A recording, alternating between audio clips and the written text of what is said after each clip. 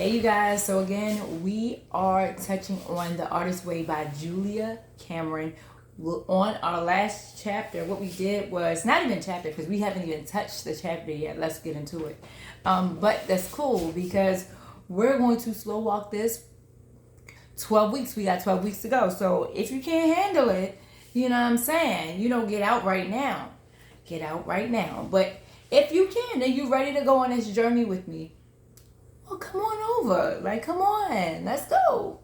Right? So we touched on spiritual electricity, and then we touched on the spiritual principles, and there are 10. If you have not, go back into the first video that we did so that you can capture what the 10 basic principles are. And also, if you're not following me on my Instagram, Artistry 101, Artistry, HARTISTRY 101, then guess what are we doing? So I will be unpacking the basic principles one by one so that you all can have them, and just I'll expound on them a little bit and give my insight and what I think about them and whatever it is, my perspective, and you can run with it. What I would encourage you all to do, if you have not done it already, get the book, follow along with us. Like,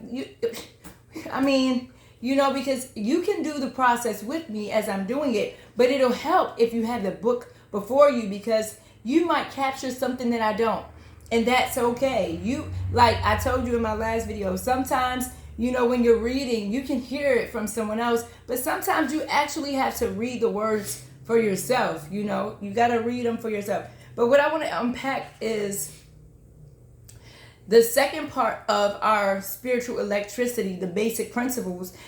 We're going to be talking about how to use, this is part 2, you guys, part 2, how to use this book for your creative recovery. Okay? And yes, like, our creative recovery is important. We're creatives. I don't care what it is that you do, how it is that you do it. We are creatives, and guess what? It's time to literally just stay focused, do what we got to do, and be consistent. I preach that, speak that all the time. And honestly, it's been a struggle. It's been a struggle for me, honestly, because life happens.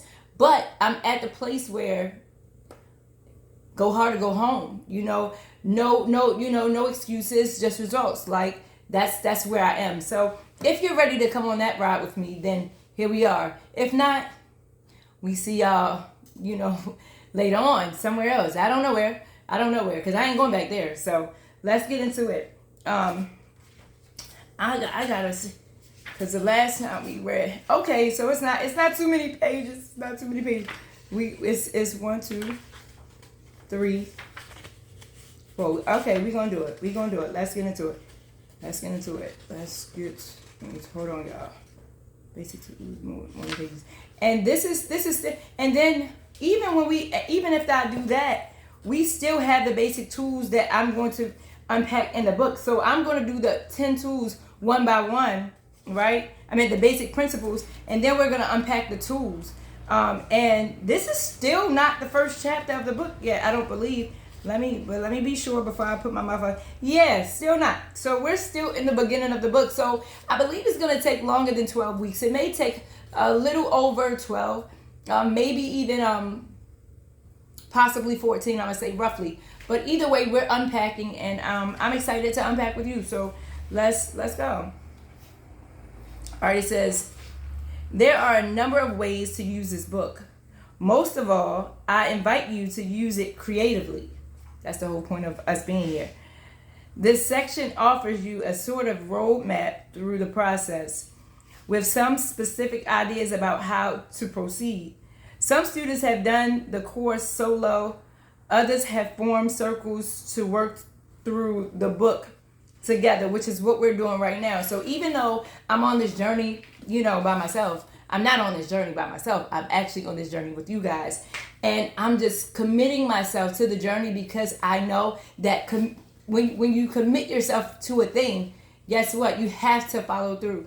And so for me, this is a lot about following through, and also a lot about tapping into something that I have not tapped into before. Now, let me remind you that this can be applied to every aspect of your life.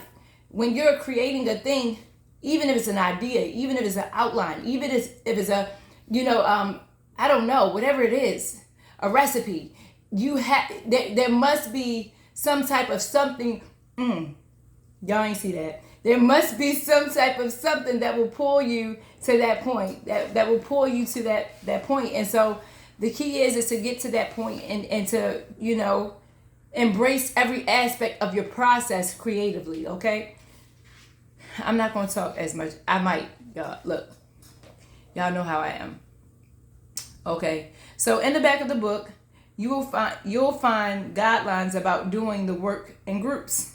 No matter which way you choose, the Artis Way will work for you. It will work for you. First, you may want to glance through the book to get a sense of the territory covered. Reading the book through is not the same as using it. So in this whole process, we're not just gonna read the book. We're actually gonna use the book. I am going to use the book. And this is why it's also gonna take 12 weeks or more, because we're actually gonna be implementing what the book says, okay? That's the whole purpose of it. Like, it's spiritual recovery. You have to do something to recover, right? So each chapter includes essays, exercises, tasks, and a weekly check-in.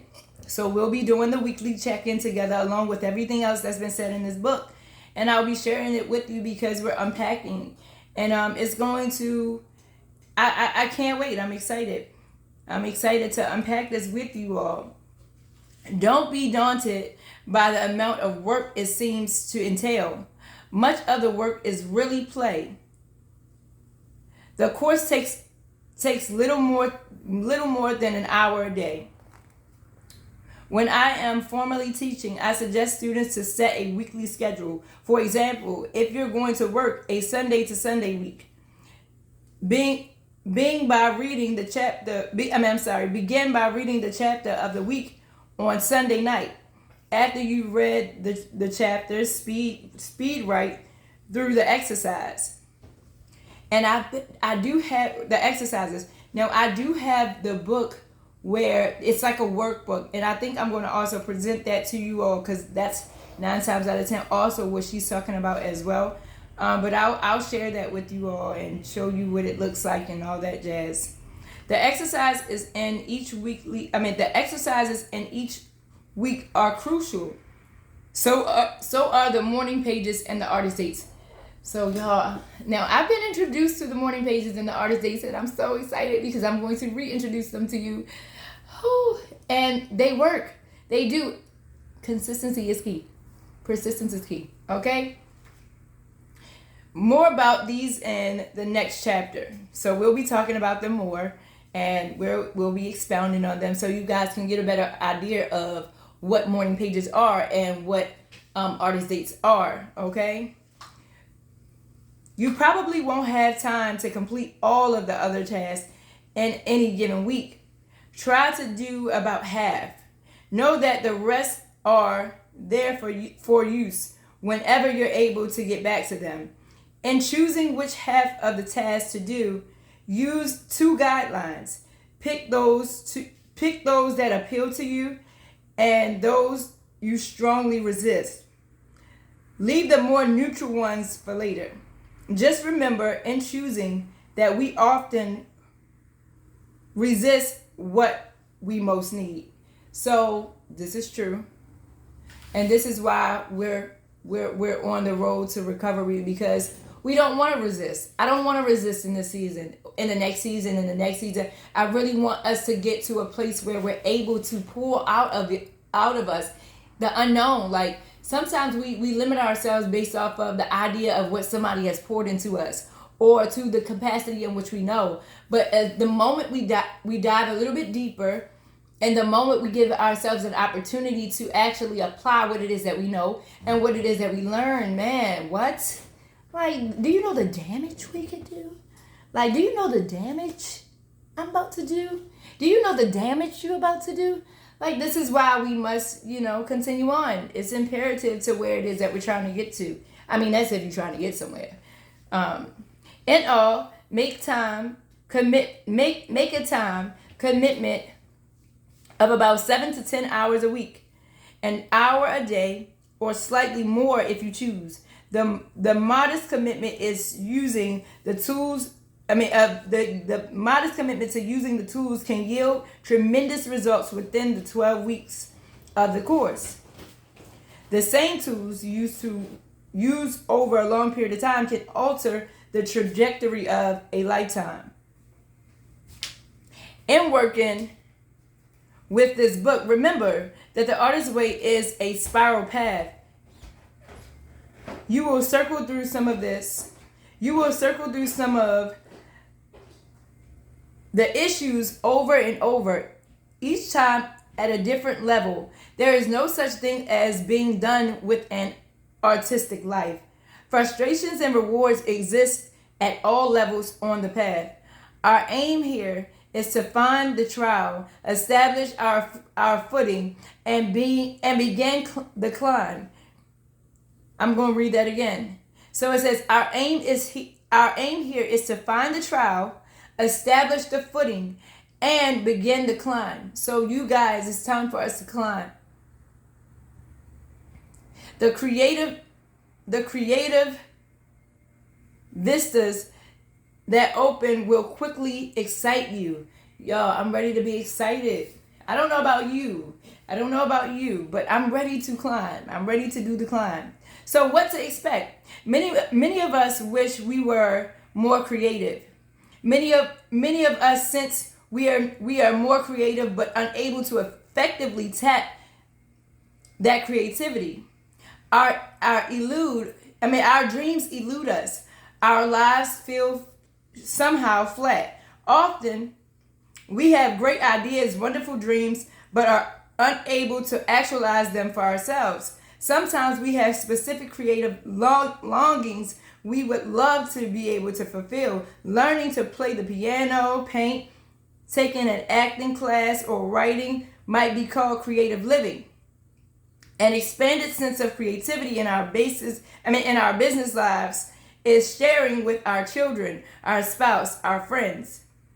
While there is no quick fix for instant pain-free creativity, creative recovery or discovery is a teachable, tractable spiritual process. Each of us is complex and highly individual. Yet there are common recognizable dominators to the creative recovery process. Working with this process, I see a certain amount of defiance and giddiness. And in that first week, this entry stage is followed closely by explosive anger in the course midsection. The entry stage is followed closely by explosive anger in the course's midsection. The anger is followed by grief, and then alternating waves of resistance and hope. Okay, this peaks and valleys phase of growth becomes a series of expansions and contractions, a birthing process in which students experience intense elation and defensive skepticism. This choppy growth phase is followed by a strong urge to abandon the process and return to life as we know it. Listen, to abandon the process and approach life as we know it.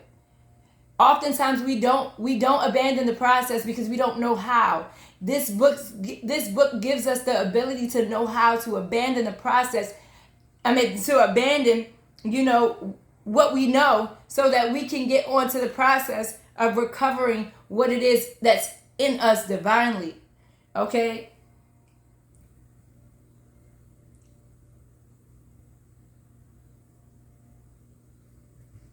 In other words, a bargaining period.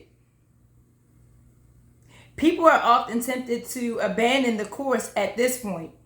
I call this a creative U-turn. How many of you all have made creative U-turns? Honey, I know I have made some creative U-turns. I know that I have made some creative U-turns. I done made some creative abrupt stops, some mid stops, some pit stops, some everything. And so this is why consistency is key, because the moment that you are, at the place where you're awakened to what it is that you need to, so that you can get what you need, so that you can get all you can and can all you can get, and then apply it, that's a whole nother thing. Whole nother other thing. Okay? Whole nother other. Recommitment to the process next triggers the free fall of a major ego surrender. So now I have to surrender my ego. You have to surrender your ego in order to come on this journey with me. And also, again, as I stated in the first video, as Julia Cameron stated, to keep an open mind. Because if you're closed-minded, this is not the journey for you. You're not there yet. Following this, the final phase of the course is characterized by a new sense of self marked by increase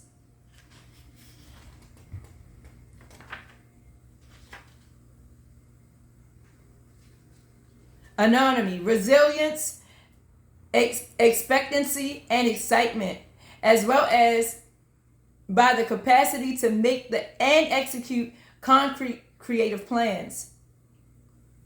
If this sounds like a lot of emotional tumult, it is. When we engage in a creative recovery, we enter into a withdrawal process from life as we know it. Withdrawal is another way of saying detachment or non-attachment, which is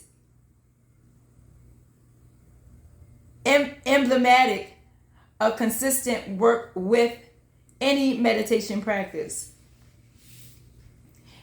In movie term, we slowly pull focus, lifting up and away from being embedded in our lives until we attain an overview. This overview empowers us to make valid creative choices. Think of it as a journey with difficult, varied, and fascinating terrain. You are moving to higher ground. The fruit of your withdrawal is what you need to understand as a positive process, both painful and exhilarating at the same time. Many of us find that we have squandered our own creativity, our own creative energies, and plans of others, and dreams and hopes. I got ahead of myself. Many of us find that we have squandered our own creative energies by investing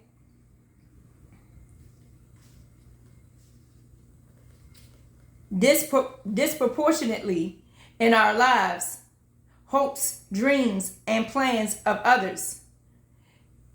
Their lives have obscured and detoured our own. As we consolidate a core through our withdrawal process, we become more able to articulate our own boundaries, dreams, and authentic goals. Our personal flexibility increases while our malleability to the whims of others decreases. We experience a heightened sense of autonomy and possibility. Hopefully I'm saying that right. Ordinarily, when we speak of withdrawal, we think of having a substance removed from us. We give up alcohol, drugs, sugars, fat, caffeine, nicotine, and we suffer with a withdrawal. It's useful to view creative withdrawal a little differently. We ourselves are the substance we withdraw to, not from, as we pull our overextended and misplaced creative energy back into our own core. We begin to excavate our buried dreams, This is a tricky process. Some of our dreams are very volatile, and the mere act of brushing them off sends an enormous surge of energy bolting through our denial system. Such grief, such loss, such pain. It is at this point in the recovery process that we make what Robert Blake calls a descent into ashes. We mourn the self we abandon. Man, that's something else. Mourning the self we abandon. How many of us as creatives have abandoned who we naturally are authentically? Like, a lot of us haven't even tapped into that. You think that you're doing something because you just naturally did it. No, you didn't naturally did it. You did it because it's regurgitated. You've seen someone else do it. And so I'm at the place where I just want to do it in a natural form, in the natural essence of what it is. I was having a conversation, with someone, and we were talking about authentically creating content that's your own, instead of creating content through someone else's content. Yes, you'll get views. Yes, you'll get followers. Yes, you'll get likes. But what about your authentic creativity? Because guess what? They authentically created. Why can't you? And this is what we're unpacking here. We greet this self as we might greet a lover at the end of a long day or a long and costly war. To effect a creative recovery, we must undergo a time of mourning and dealing with the suicide of the nice self we have been making to do with. We find a certain amount of grief to be essential. Our tears prepare the ground for our future growth. Without this creative moistening, we may remain barren. We must allow the bolt of pain to strike us. Remember, this is useful pain. Lightning illuminates. How do you know if you are creatively blocked? Jealousy is an excellent clue. Are there artists whom you resent? Do you tell yourself, I could do that if only? Do you tell yourself that if only you took your creative potential seriously, you might? I've been there. Especially if only you took your creativity seriously, you might be able to do so and so, such and such. Or I could be so far. I could be so much farther by now. Stop telling yourself it's too late. Stop telling yourself. Stop waiting until you make enough money to do something you'll really love. Stop telling yourself it's just my ego whenever you yearn for a more creative life. Stop telling yourself that dreams don't matter, that they are only dreams, and that you should be more sensible. Stop fearing that your family and friends would think you're crazy. Stop telling yourself that creativity is a luxury and that you should be grateful for what you've got. Stop telling yourselves that. We must do that. As you learn to recognize as you learn to recognize, nurture, and protect your inner artist, you will be able to move beyond pain and creative constriction. You will learn ways to recognize and resolve fear, remove emotional scar tissue, and strengthen your confidence. Damaging old ideas about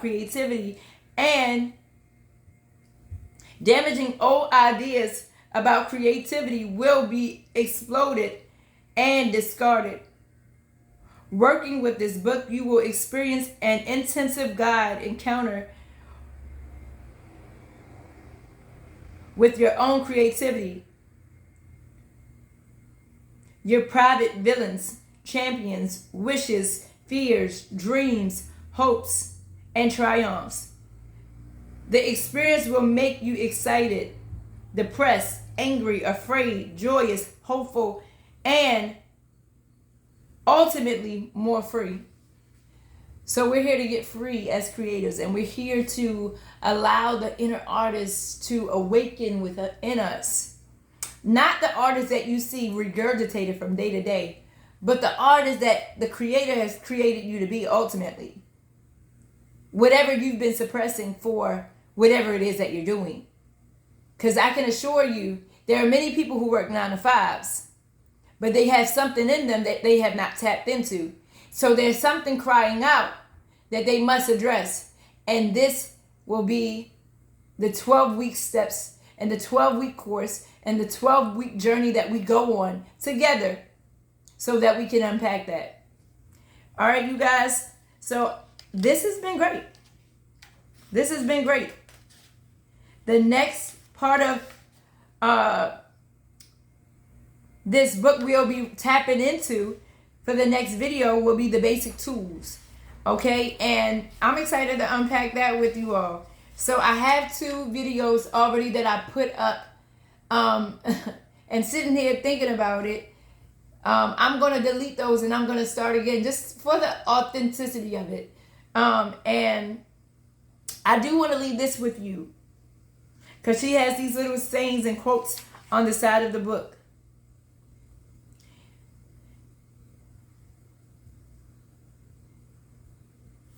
Okay, so this is one of the ones that I'm going to leave with you. I paint not by sight, but by faith. Faith gives you sight. And that's by Amos Ferguson. I'm going to give you another one that says, the purpose of art is not a rarefied, intellectual distillate. I'm messing this up. What is this? Intellectual desolate. I'm sorry. It is life, intensified, brilliant life. And that's by Elaine Aries Mission.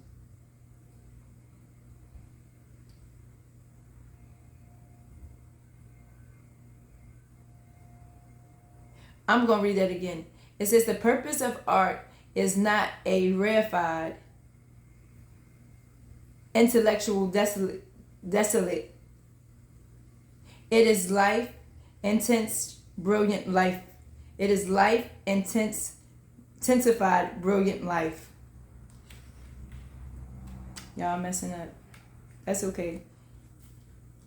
Because again, you're going to get the book and you're going to read it and you're going to get what you need and you're going to reread it and reread it and read it and do what you need to so that you can get what you need. What lies behind us and what lies before us are tiny matters compared to what lies within us. And that's by Ralph Waldo Emerson. All right, so you guys, I'm excited to unpack the rest of this book with you all. We got some work to do, and I'm going to also present to you the workbook. So I'm going to what I'm going to do is do these videos, and then I'm going to bring the workbook out so that you all can see it and get an idea of what that looks like. So if by chance you would like to purchase the book and the workbook so that you can do the steps with us, although I'm going to present these things to you, you'll be able to kind of like do a brief overview on your own and have an idea of what to expect. Okay, so you guys, let's get into this creative recovery. I mean, we have so much work to do and so much more to impact, but until then, I'll see you on the next one. Peace.